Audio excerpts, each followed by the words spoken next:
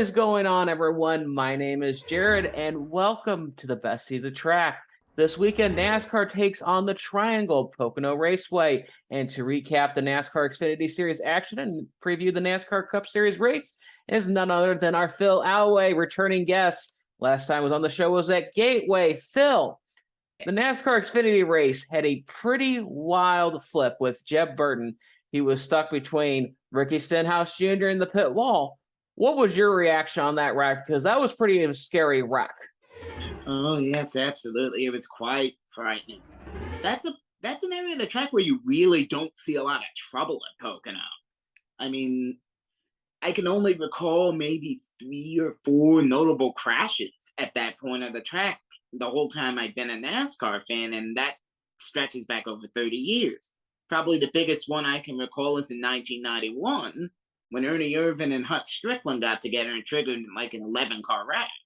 This was one of the reasons that everyone was so ticked off with Ernie Irvan back then. But this was scary. I mean, it's not every day that a car gets launched upside down like that. And probably the thing that really stood out to me on the broadcast was that the booth started talking about how they had lengthened the pit wall at the beginning of pit road back in 2015 after 2 separate crashes in one weekend in which drivers got loose exiting turn number 3, slid onto the pit road and hit the pit wall. Jeb himself did it when he was driving for BK Racing back then. Then in the race, Casey Kane did it. And that was a dangerous situation. When Kane did it, he hit 2 stalls further into the pit lane than Burton did. That launched a whole lot of gear. No one got hurt, but it was a frightening situation. The extension of the pit wall prevented any of that from happening. But, I mean, you could have had a situation where the Fitch barriers got destroyed. And for those of you who don't know what that is, those are those sand barrels. It was... I mean, this was a frightening scenario. I'm just happy everyone walked away. I mean, Ferrucci more or less blamed himself for that, but it's inexperience when you never get to stack and qualify for a race and you never get full practices. It's hard to truly learn what your car does in traffic. Absolutely. And the number 26 car got really loose and blocked the whole track. And when you're back there, when there's trouble, you're eventually going to find yourself to get involved. But not to be overshadowed by that wreck, the finish, Ty Gibbs and Noah Gragson raced the heck out of each other. Quite impressive finish where Noah Gragson hung on after Ty Gibbs passed him going out of turn 1. Do you see Noah Gragson and Ty Gibbs as the championship favorites for the Xfinity side? I don't necessarily see Gragson as one, but I mean, I think he'll probably get into that Final 4, but really, at this point, for most of the season, it's been Gibbs and Allmendinger. And really, if I were to pick a junior motorsports car driver to really challenge for this title, it'd be Allgaier. He's got the experience. He's been running a lot better than Gragson recently, with the exception of today. And even then, he had some pit issues that dropped him back to 7th. I mean, I seriously think Allgaier is going to be the junior motorsports representative in that championship 4, not Gragson. I wouldn't be surprised if some shenanigans happened that took Gragson out of the hunt.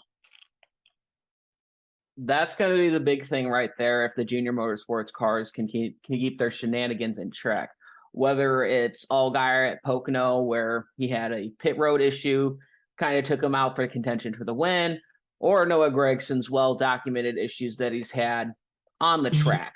We'll see. I think Gragson is starting to turn the corner, especially what happened at Road America. But I do agree with at least Ty Gibbs has the speed and has the capability of, being a championship 4 and winning that championship. Pretty impressive for Joe Gibbs' grandson to be that competitive out the gate for Xfinity Series.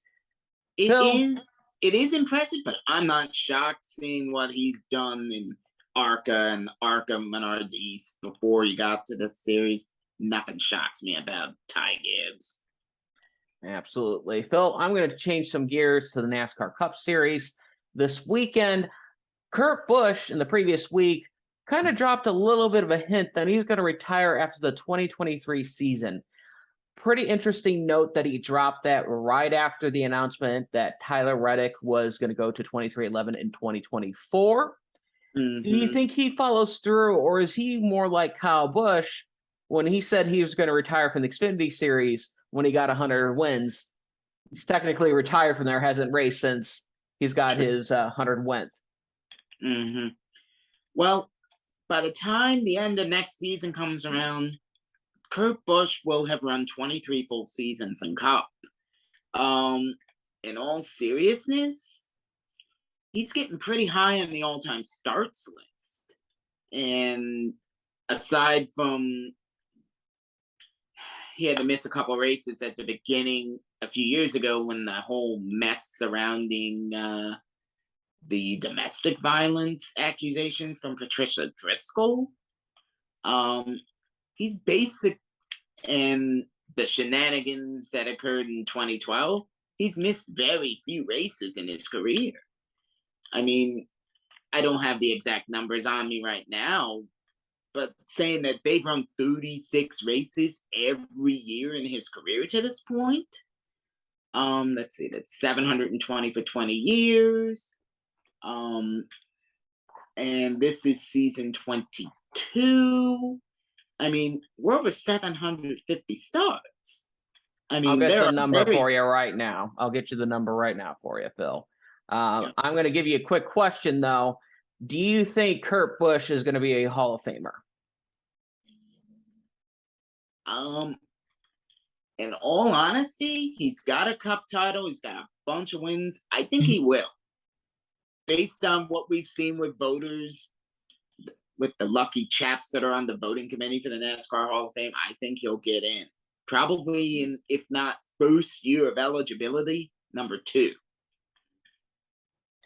Yeah, I agree with that. It's going to be tough with a smaller field.